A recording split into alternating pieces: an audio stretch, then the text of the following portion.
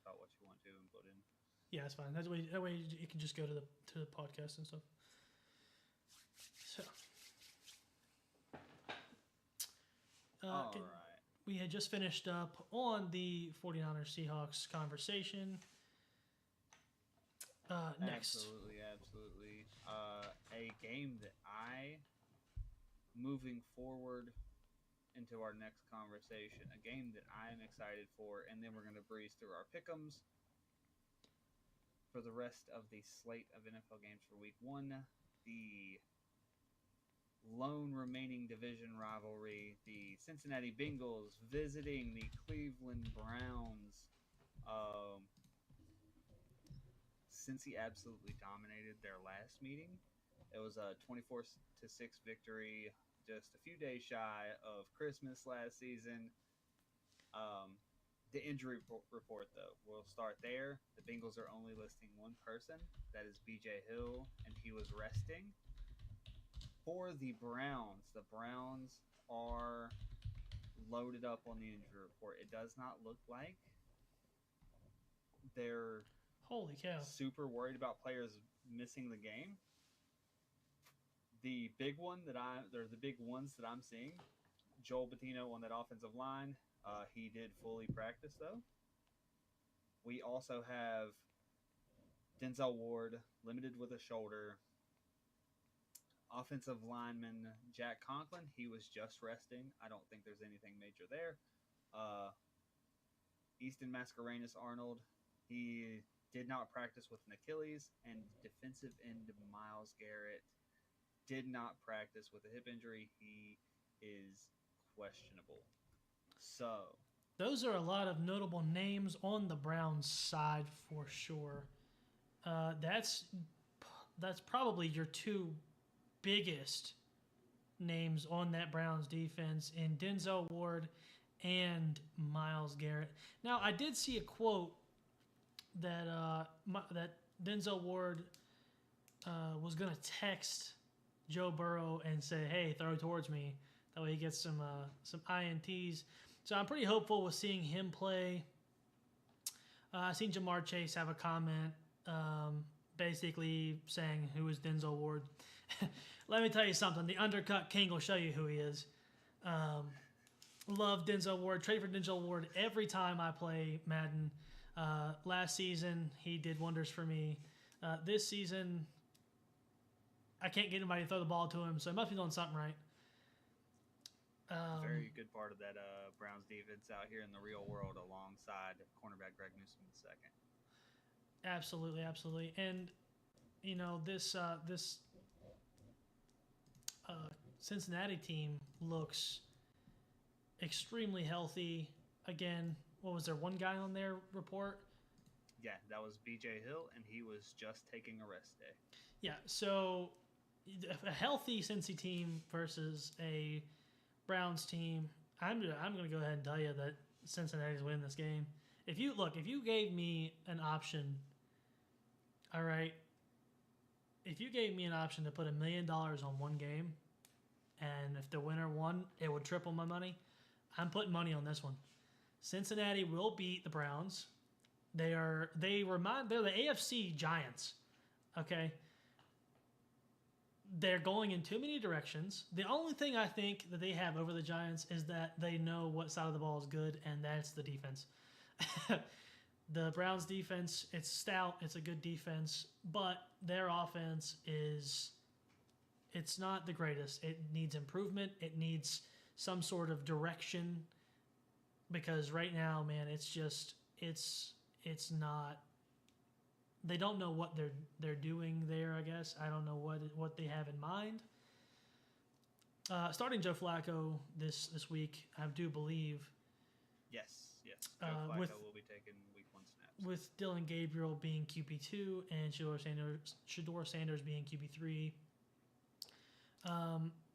Like I said, since a healthy Cincy team, Joe Burrow, Jamar Chase, T. Higgins, Chase Brown running back. I mean, freshly paid Jamar Chase and T. Higgins as well. Those guys awarded huge contracts.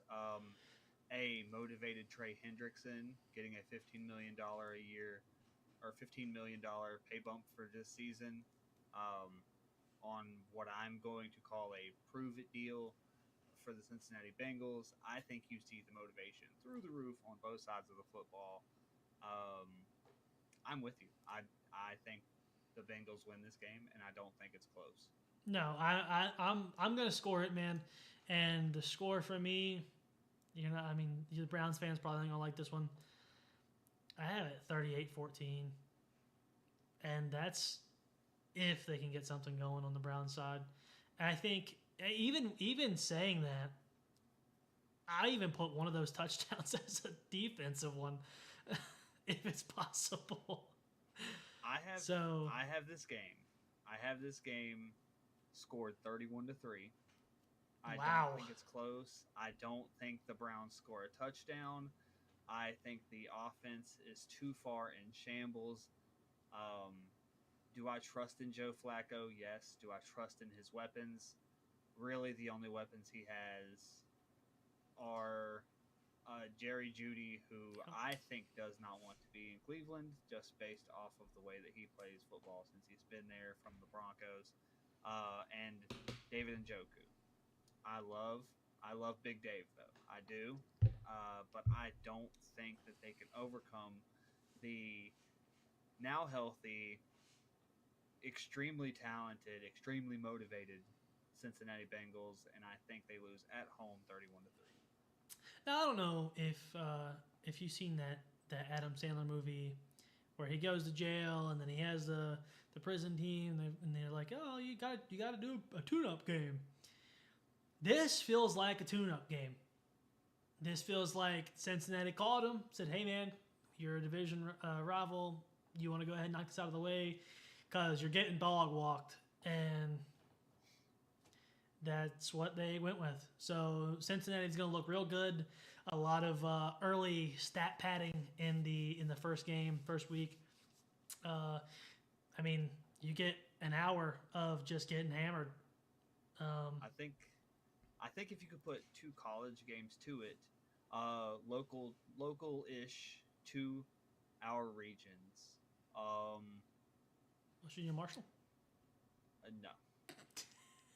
I was gonna say Texas and San Jose State, but there's a better one. Texas Tech absolutely demolished. Let me find the score here.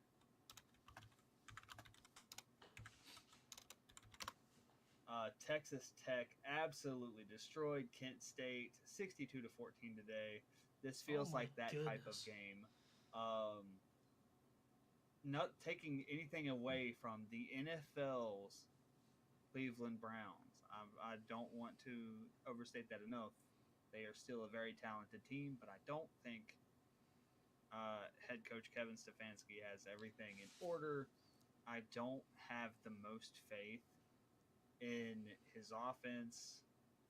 Obviously, I don't have enough faith in them generating anything other than a field goal through special teams. And this would probably end up very similar to that game, except there in the NFL there is some humbleness, some humility, and they will at a certain point start pulling starters out of the game. Yeah, this isn't Madden. So yeah, if you're up, you're gonna just take what's given to you. You're gonna get some reps for your backups and things like that. Exactly. But yes, I think this is a blowout. But we're gonna move right along to our next game. We're just gonna breeze through these for some pick'ems. I have the Miami Dolphins visiting the Indianapolis Colts in Lucas Oil Stadium. The last time they met last season, Colts won their last matchup 16-10. I think this game's going to be a little bit higher scoring. I have this game 21-17 in favor of the Dolphins. Now, I'm going to counter that because you do have some injuries coming out of that Miami backfield. Well, that Miami team. You have Tyreek Hill, who Tyreek Hill and Devon A-Chain, they will play, but they are coming off of injuries. Tyreek Hill has an oblique injury. Devon A-Chain has a calf injury. Now, again, both of them will play, but backup running back Jalen Wright is out. However, that does give room for the rookie to get his first NFL reps, Ollie Gordon. And Darren Waller, the tight end, is out as well in Miami. Indianapolis is showing no injuries, so that is a healthy team. No notable injuries anyway. So I actually counter that with Indianapolis pulling away this win. Again, not to take away from Miami, but I have Indy winning 21-14 in this one. My only counter to your claim for Indy is starting quarterback for the Indianapolis Colts, and this may be a bias because I did not like him in New York, and I will not like him in Indianapolis. Former Duke quarterback Daniel Jones. I changed my opinion. Miami's going to win 30-10. I forgot who the quarterback was. I stand 21-17, and I think that, yes, Danny Dimes has arm talent and he has wheels, but I don't think he has it, as evidenced by him getting released from his 9-figure contract with the Giants. I don't have the faith in him that I have in Tua Tagovailoa, and I will stand on that. And I don't think that even with injuries, there's notable names on there that are going to be healthy, and that's Jalen Waddle, Ollie Gordon. There's no interior offensive line injuries. Largely, there's no worry about the stars not playing in that game, the only one being Darren Waller, and he actually came out of retirement for the opportunity to play for the Dolphins. Greg Dulcich is going to do – he'll be just fine. I don't see – Now, I don't think this is going to be a high-scoring game. I think 38 points combined, 21-17 in favor of the Dolphins. When I said 30-10, I meant it. I have seen the Indy quarterback work in New York, and I don't think he could throw a football onto the side of a barn and hit it. He'd probably overthrow it, if we're being honest.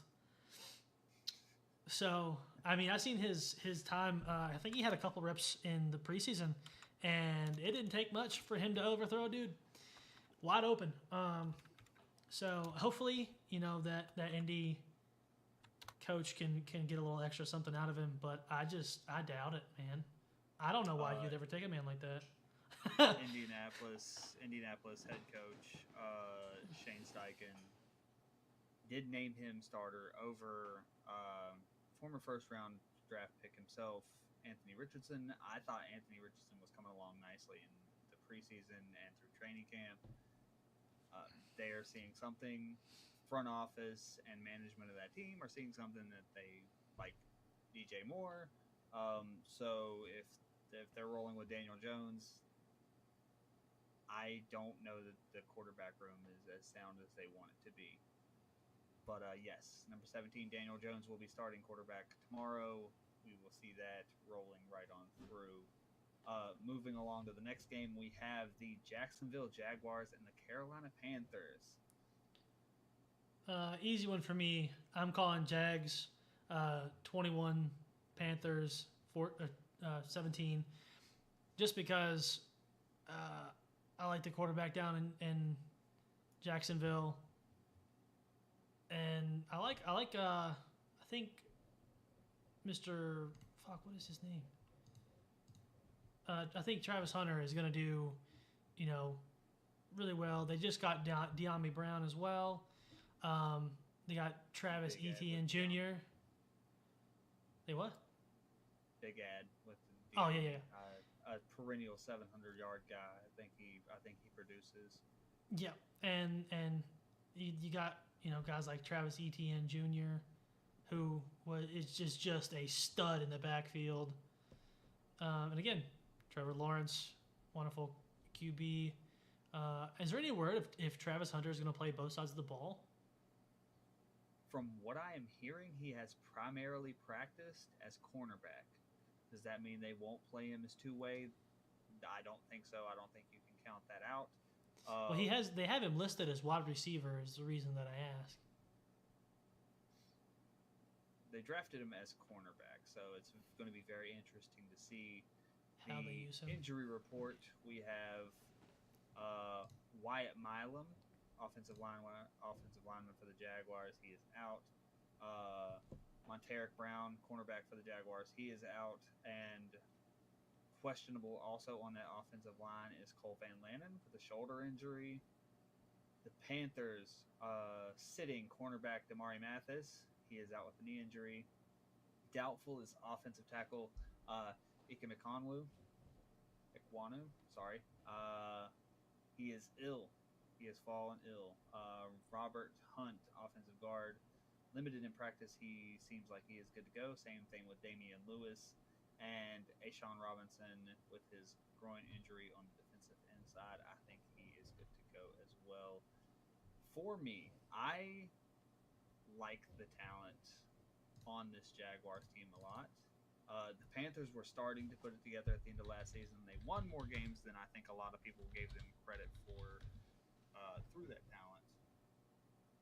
So I think it's going to be the Jaguars. I think it's going to be the Jaguars for two reasons. I think having the threat of Travis Hunter is a very big thing. It's been a long time since we've seen a two-way player or a player that's willing to play two-way. And the last one that I can recollect was primetime Deion Sanders in the modern era. Actually took an entire season off of cornerback to play wide receiver. And then came right back into cornerback next season without missing a beat. Absolutely. I think had 8 interceptions in the season after. Like he just didn't miss. Also, first-round wide receiver last year, Brian Thomas Jr. Big fan of those LSU guys. LSU is a wide receiver factory. His college quarterback, Mr. Jaden Daniels of the Washington Commanders, has nothing but high praise about Brian Thomas. Same thing with Malik Neighbors in New York. Just talented dudes. So can't wait to see how Trevor Lawrence and Etienne and Thomas and Travis Hunter and that offense perform. I have this game scored at 27-21 in favor of the Jags. I like it. Moving on to the next game, which will be the Steelers versus the Jets. And unfortunately, I have to be honest with you here. I have the Steelers winning this one. I do. But before we get into who's going to win and who's going to lose, there are some notable guys who are out. A couple of guys on the Jets line. Elijah Vera Tucker, he has a tricep issue, and Essa Pohl, who has an ankle issue. There's also another guy who is questionable off of that O-line, which is Chuck Okafor, and he has a hand issue as well. So that's 3 major pieces on that O-line. There are 2 who were questionable. It was Tyrod Taylor, the quarterback, and the cornerback, Sauce Gardner. Now, they did practice on Friday, and Okafor was also limited on Friday. So you got those 2 guys who are going to be a little bit slow getting started. But for the Steelers, we got defensive tackle Derek Harmon, who has a knee problem, and 2 questionables: backup quarterback Skylar Thompson and linebacker Nick Herbig, who has another hamstring issue as well. They were both limited in practice on Friday. I assume that if they play, they're definitely not going to be 100% again.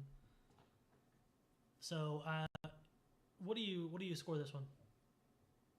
For me, one big thing before we touch on the scores in this game, Elijah Vera Tucker going down for the season with that triceps tear.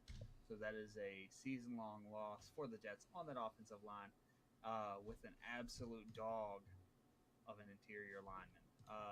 For me, I feel like that is a detriment.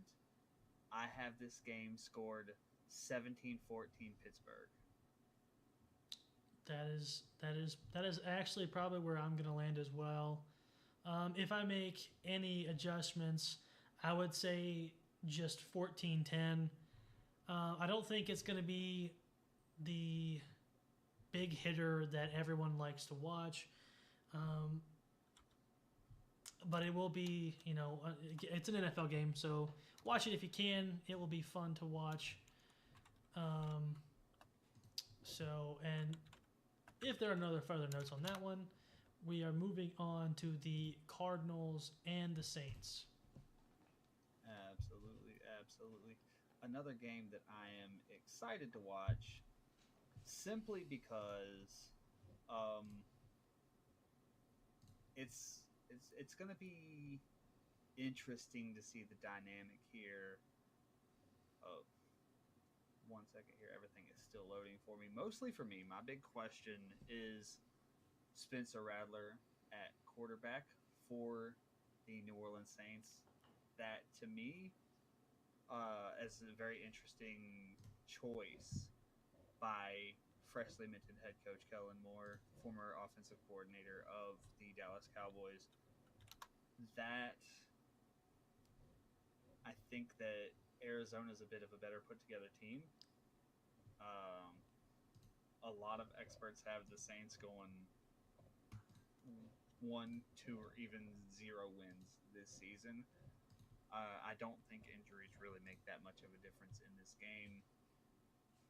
I have the Arizona Cardinals taking this game 24-14 in New Orleans. I have them going, again, Arizona Cardinals winning. I'm going 14-17. Like you said, the Cardinals just a better put together team, but I think those two teams are about on the same level when it comes to just talent. I don't think either one of them really have the ability to win a whole lot. I can tell you that neither one of them are playoff contenders, much less winning more than 6 games this season. Then again, that's nothing. I'm not trying to speak bad on either team. You got guys like Buda Baker, Calais Campbell, Marvin Harrison Jr., James Conner, Trey McBride, to name a few. And I just don't think that Kyler Murray has figured out how to use his weapons yet. And I don't quite know their mindset here in Arizona. But nevertheless, I have 17-14 Arizona. For me, yeah, I agree. I don't know that either of these teams are the most put together. 24-14, my verdict, like I said. Parlaying into the battle for Tom Brady's heart, we're going to go to the Las Vegas Raiders taking on the New England Patriots in Foxborough at Gillette Stadium. This is going to be an interesting game.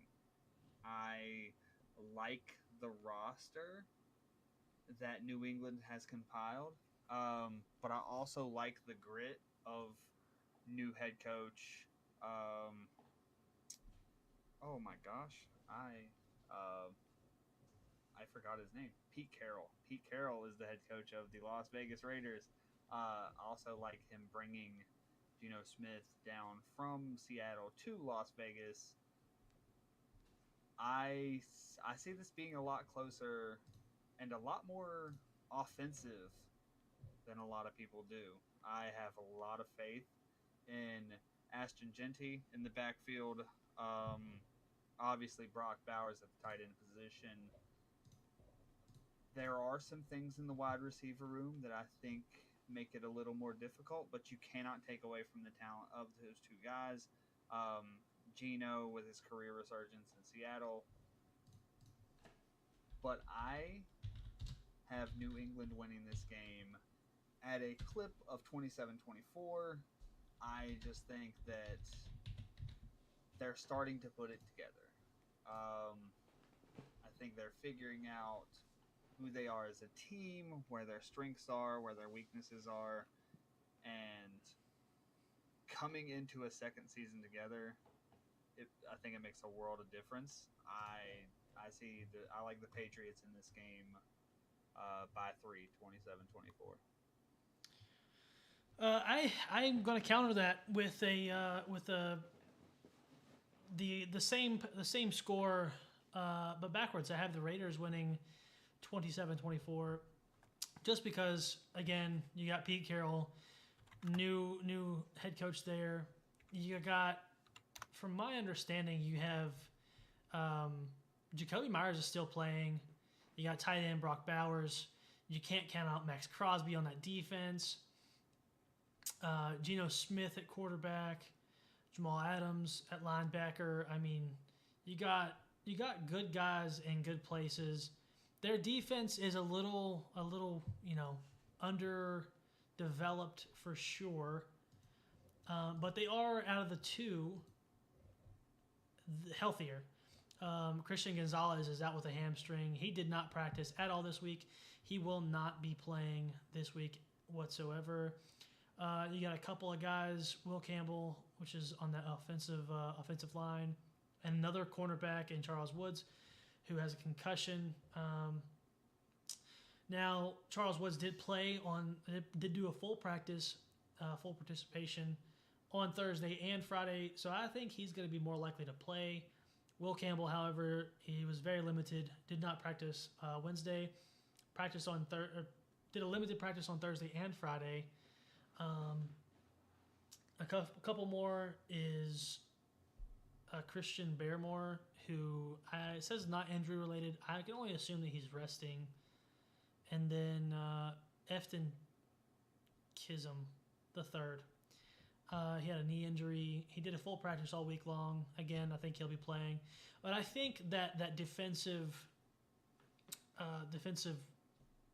section in the Patriots locker room is definitely going to take a massive hit without Christian Gonzalez being there.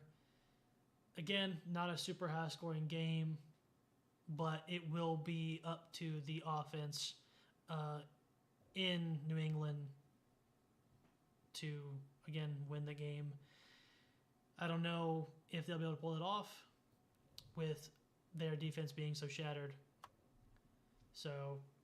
And I think that the Raiders have a very decent offense, along with the Patriots having the same decent offense. But I, again, have it 27-24 Raiders.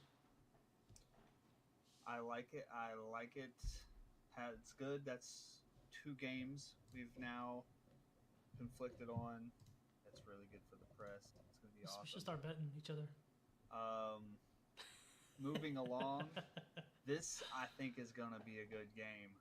We have number 1 overall draft pick, Mr. Cameron Ward, with his new team, the Tennessee Titans, going out to Denver, taking on the Broncos and quarterback Bo Nix. The last time these teams faced was 2022. Not often that these guys get to see each other.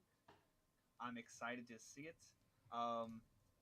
Kicking it off with the injury report for the Broncos. Big hits immediately. Linebacker Dre Greenlaw will not be playing in this game. He is out with quad injury. Defensive tackle Malcolm Roach. He will also not be playing. He has a calf injury. Backup tight end Nate Adkins. He is out with an ankle injury. Full goes for the Broncos, though. These guys will be playing. Linebacker Nick Bonito, who also secured a contract extension in this offseason. He is a full go with a foot injury. Wide receiver Marvin Mims Jr., big piece of that offense. He's a go. Alex Singleton, you have him in at linebacker. And Dondrea Tillman also playing in that outside linebacker spot for the Broncos. The Titans, not as banged up. They have one doubtful. That is Kevin Winston Jr. at safety. He is doubtful with a hamstring. Kalel Mullings, backup running back. He is questionable with an ankle. Here's the big piece for me. L'Jarius Sneed out at cornerback. He is questionable with a knee injury. That is huge if he is not playing, especially against that ever-budding Broncos offense out there. And the Titans offensive tackle Dan Moore Jr., he is a full go. He will be playing on Sunday with his ankle injury. Yeah, those are some pretty big names that are missing. So let's get down to the nitty-gritty here. Who do you think pulls away with this one? I'm taking the Denver Broncos in this game. Do I have a faith in Cameron Ward? I love Cam Ward. I'm a University of Miami guy. I love the U. I think they produce tough, gritty, nasty NFL players. And I love Cam Ward, but I don't think his supporting cast is where it needs to be. I think they're used to the likes of Ryan Tannehill and things like that. I don't think that they're quite used to having a guy with an arm like Cam Ward just yet. They come along later in the season, yes, but that Denver Broncos team with head coach Sean Payton together for the second year, getting better, learning, being healthy, I think the Broncos take this one 27-17.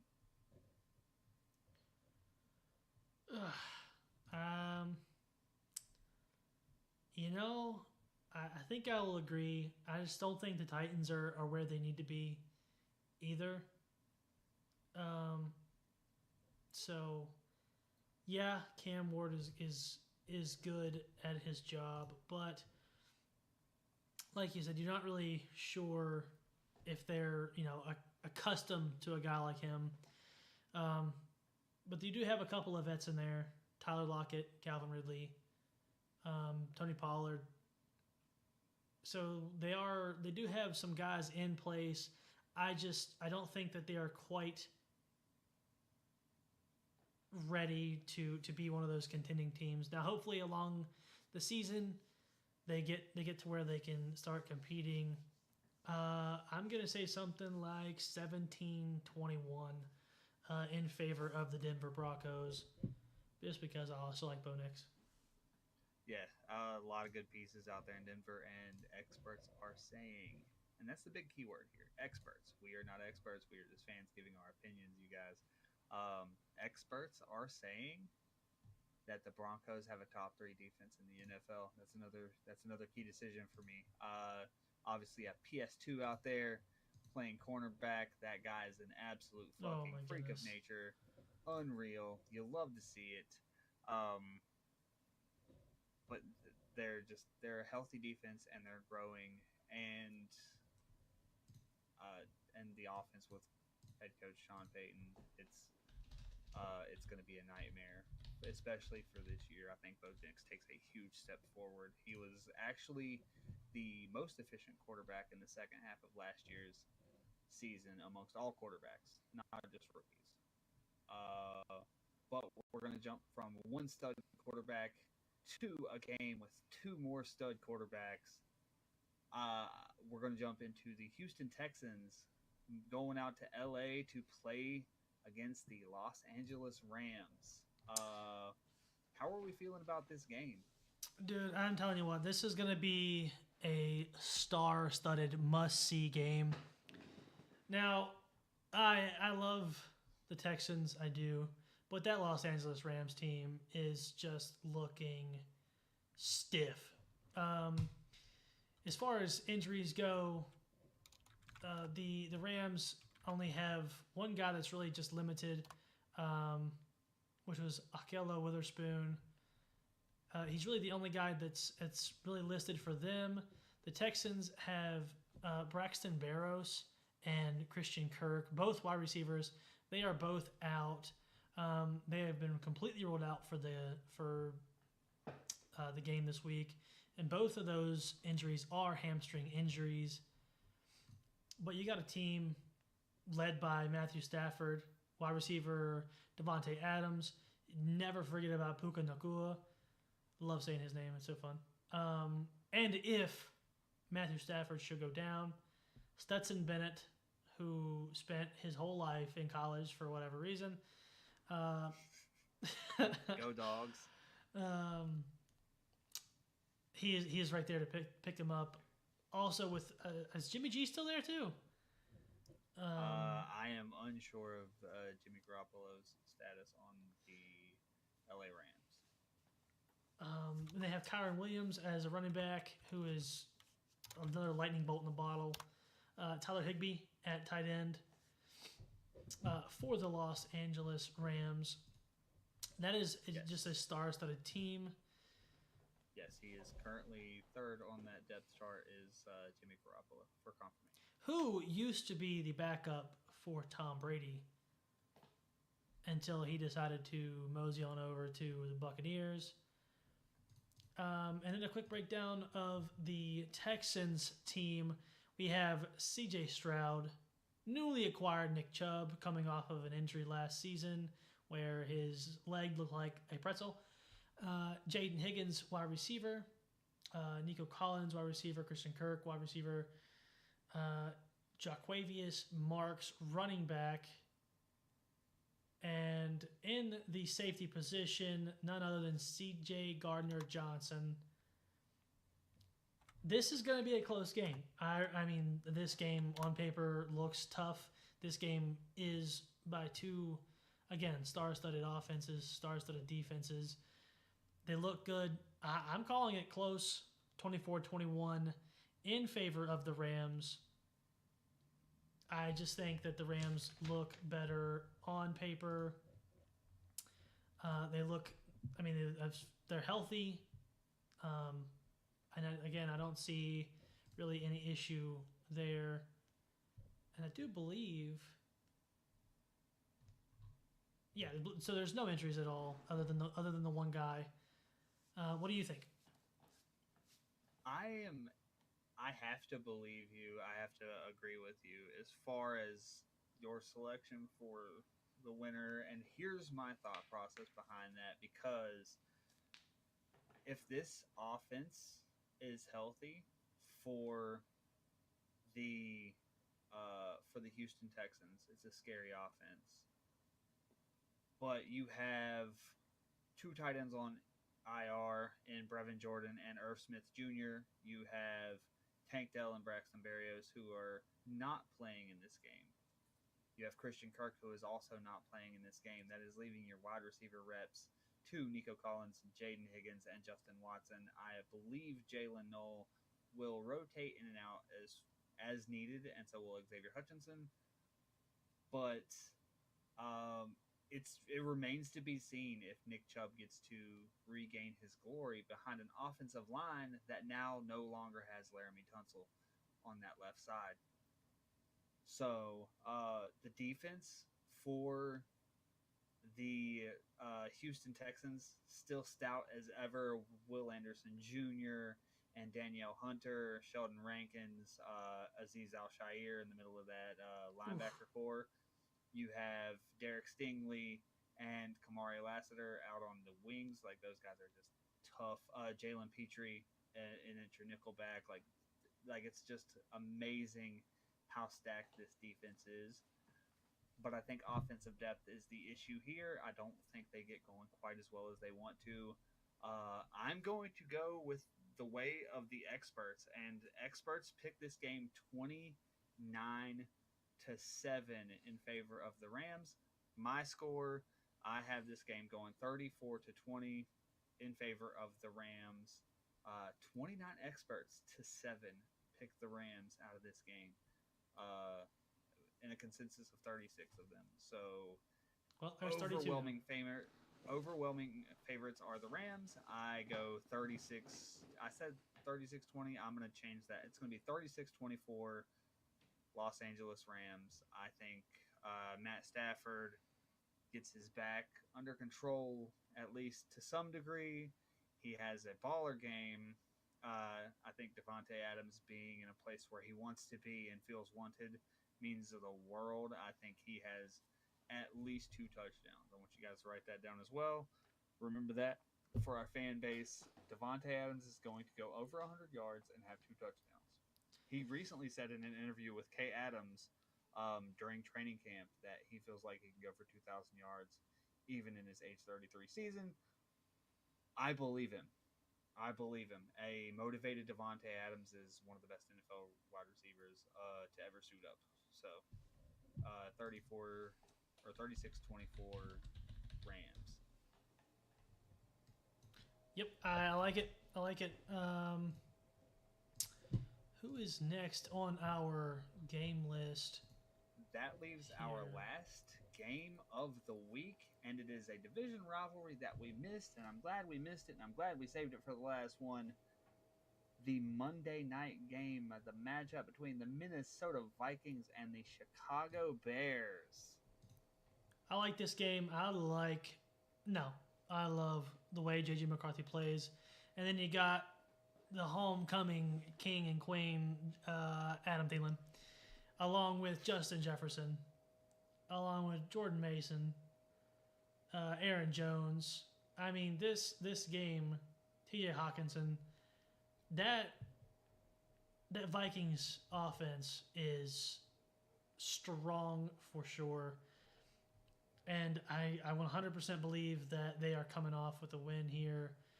I mean, they even got guys like Jonathan Allen, an ex-commander at defensive tackle, Jeff Okuda, Yes, cornerback, Isaiah Rodgers. You know, those guys are not to be, overlooked at all. And I just see them definitely pulling away with this win here. The Bears, they do have Caleb Williams, but I don't think that they are going to be, all that they could be, especially not this early in the season. Their main notable guys are Caleb Williams, DJ Moore, Rome Duzier. That's really it. Olamide Zaccheaus even. But I don't really, see anyone that's super notable. So I think they're lacking on defense. Outside of all that, I see that Montez Sweat's still there. So I definitely have the Vikings winning this one. I'm gonna say 24-14 Vikings. I like it. Skull. A couple of notable injuries for me that I think swing this game one way or the other. Offensive tackle Christian Darrisaw for the Minnesota Vikings. If he plays, I feel a lot better about this game. Not having Elijah Williams on that defensive line, I think that is huge for depth. Having Andrew Van Ginkel going in this game means a lot for the Vikings, and I think being down safety Harrison Smith due to illness, he is doubtful. We don't know if he plays. The big things that I'm seeing on the Bears side, linebacker TJ Edwards, that's a huge blow. If he does not play, he has not practiced all week. Also, questionable with a calf and groin injury, cornerback Jalen Johnson. I love Jalen Johnson, but we all remember the Maryland Miracle last season where he was off celebrating a Bears win prematurely when that ball was ever so fatefully tipped into Noah Brown's hands off of a 65 air yard pass, 52 on the stat sheet from Jaden Daniels to win that Week 6 matchup. I think those injuries are pretty damning for the Bears. I have a lot of faith in Ben Johnson and what he will do with Caleb Williams. I don't think slowing down the offense to make it go faster is the way to go, especially against a defense like the Vikings with or without Harrison Smith. This is a talented team. They have an amazing pass rush. They have a star-studded lineup on the offense. If I have to choose between Adam Thielen and Justin Jefferson or DJ Moore and Rome Odunze, I'm taking the Vikings wide receivers all day, even without Jordan Addison. I think this is a talented offense. I have this game 24-20 in favor of the Vikings. I like it. I like it. That's a good prediction as well, man. Because I mean, and you're right. Adam Thielen and Justin Jefferson all day long, especially with JJ McCarthy, who is just a stud at quarterback. I like the prediction there. I don't see them pulling out any significant stops over there in Chicago. So yeah, I mean Vikings are going to win this one. I don't think it's really going to be too tough a game. I don't have any doubts that the Vikings are going to lose. It'll be very interesting if they do. I don't think it will be the Bears beating them. I think it will be them beating themselves.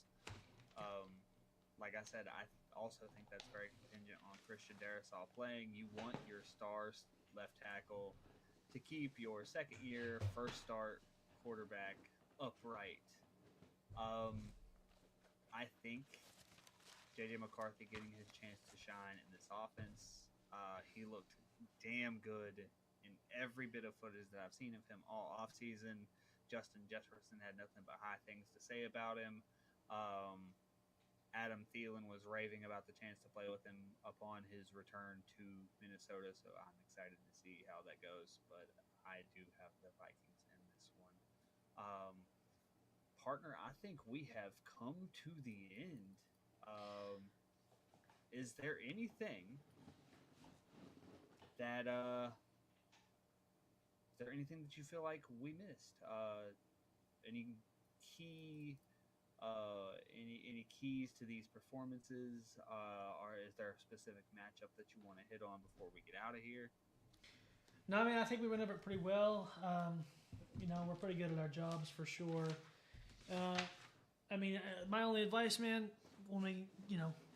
to our listeners, definitely go watch those games we discussed at first, and then in half times go check on those other ones. Be on the lookout for that Washington game. Just saying. But yeah, man, I think you guys. I think you guys heard everything we have to say as far as that goes. I mean, unless you have something. My only piece of advice, football fan to football fans, just enjoy a Sunday full of football for the first time in 24 Sundays. Like, I enjoy it. It's here for the next 6 months. Let's hold on tight and enjoy every bit of this ride, because we all know it goes extremely fast. So until next time, partner, I think we get out of here. We will see you guys on Wednesday. This will be uploaded in podcast form either the day after or the next day, so you guys can listen on demand if you didn't get to catch the full thing. But I think we've covered week 1 of the NFL across these first 2 episodes extremely well. Thank you guys, as always, for being here. I am Scotty. That is Corey. I am Corey. And just to want to point one thing out real fast here at the end. We are in podcast form on any and all of your favorite podcast platforms: Apple Podcasts, Amazon Podcasts, Spotify. Working with Pandora now to get us there as well. So any of those places that you guys are used to listening to your podcast, we are there. Just in case you missed this live stream. And we hope to see you guys in the next video, in the next podcast. We love you all.